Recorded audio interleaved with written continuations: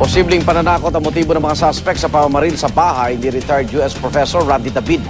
Natukoy na rin kung kanino nakarehistro ang plaka ng sasakyang ginamit ng mga suspect. Darito ang report ni June Veneracion. Tama ng bala sa kawayan, puno at maging sa sasakyan.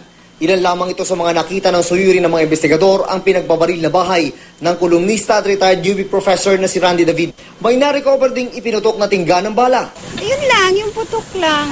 Yung putok lang. Ilang beses po yun? Parang 4. Kasi hindi namin masyado kasi doon naman yun dito lang kami. Oo. So hindi namin alam talaga. Sa kabutihang palad, walang taong tinamaan. Sa salaysay ng isang nakasaksi sa pamamaril, isang puting AUV raw na may sakay ng 3 sospek ang nagmaniobra sa Pook, Palaris. Pagkatapos ay pumarada sa Kumbulsa Street, ilang metro lang ang layo mula sa bahay ni Professor David. Mula sa loob ng sasakyan, nagpaputok ang isa sa mga sospek na nakapwesto sa likuran. Pagkatapos ay umikot pa raw ito bago bumalik sa may bahay ni Professor David matapos ang ilang minuto. Tumakbo na kami noon. Pagkatakbo namin, nakapagtago na kami dito sa may dito. Bumalik pa daw siya. Yung FX na yan. Tarong bumalik pa, nakita naman sa, nakulik ka, dali baka magpaputok ang baril.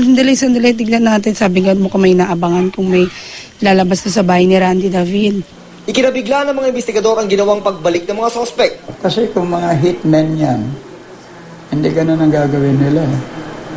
Merong mag-check na nasa ground na. Matawag ako UP Police, 4 na ring na mahabang ring, walang sumasagot. So actually, nauna pa yung barangay dumating kung may nakapagano sana na anuhan nga yung mga posibleng daanan nun. Naharang pa yun. Inaalam na ng UP Police kung bakit walang tumugon sa tawag. Ang nakuhang bala naman, aabutin pa raw ng 4 hanggang 5 araw para malaman ng kalibre. Sa estilo ng pamamaril, posibleng tinatakot o binabantaan lang daw si David. Posible naman may kinalaman ang insidente sa kanyang trabaho. Alam niyo naman sa trabaho ninyo, pagka columnist ka, sometimes may mga write-ups ka na naapektuhan yung iba. Pero kwento raw sa pulis ng profesor, wala naman siyang alam na banta sa kanyang buhay. Bagamat sasakyan lang at hindi plaka ang nahagip ng CCTV ng kapitbahay ni David, naplakahan naman ito ng saksi. Nang itrace sa LTO, lumabas na nakarehistro ang plakang UDM 191 sa isang Nissan aluminum van at hindi sa isang Toyota FX tulad ng namataan. Sa record ng LTO, taga-Cainta Rizal ang may-ari ng van. Sa kabila ng nangyari, tinanggihan ng pamilya ang alok na security ng pulisya. Lahat kami okay dito.